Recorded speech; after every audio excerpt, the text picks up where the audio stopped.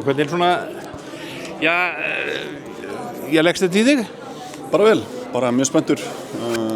Búin að æfa vel, æfa miklu tempói og mikið aggressívi, hvað segir maður svona? Mikið aggression í gangi. Já. Það keppnisskap í mönnum og menn bara spenntir fyrir fyrsta leik, sko. Þannig bara spenntur. Svona staðan og þér, þú skiptur lið og hefur fengið svona meiri og betri tækifæri þarna heldur en þar, kemur betur undir búið núna heldur en í fyrra?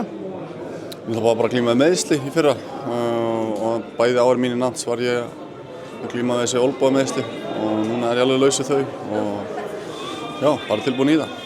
Þannig að það er bara fyrst og fremst eftirvænting að hefja keppni? Klálega, bara spenningur. Og grænhöfða menn, þeir eru nú með víst býsna góða skyttur, þannig að það er svona, þarf að vera góð samvinna milli varnar og markvörslu í þessum leik. Klálega, við spilum alltaf mótið þeim í Svíþjóð og þekkjum aðeins til þeirra og þeir voru alveg að skjóta endalaust á og við erum bara að vera reddi fyrir það og eins og segir, það er góða samvinna milli varnar og markvarða og en við náum að klukka nokkrum bolta ætti það að vera góð sigur, sko. Varnarleikurinn var kannski það svona jákvæðasta og markvarslan í leikjunum í Svíþjóð?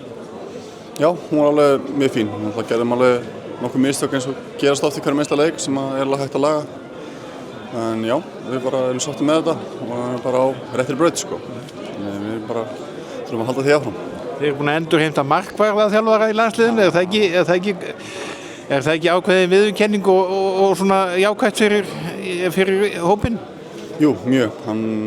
Róland er frábær. Hann þekkir mig mjög vel og hefur þjálfað mig síðan ég var 15 eða eitthvað svoleiðis. Hann veit alveg hvað taka og íta á til að koma mér í gang og þetta er bara búið að vera frábært að hafa hann á æfingum til að fá kannski aðeins meira svona gera æfingarnar aðeins erfiðara fyrir markverðina með svona aukaæfingum og fótavinnu og svona. Þannig að þetta er bara búið að vera mjög gott að hafa hann. Og svo er alltaf betra að hafa fleiri reyndar í augu til þess að fylgjast með?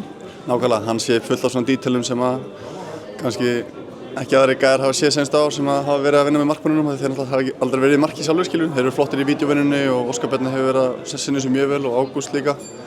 En Róland er með svona aðra sýn á þetta sem að hjálpar á öðruvísi levelum. Þannig að, eins og þú segir, það er bara, þú ert bara klár og klæjar í lófana. Heldur betur.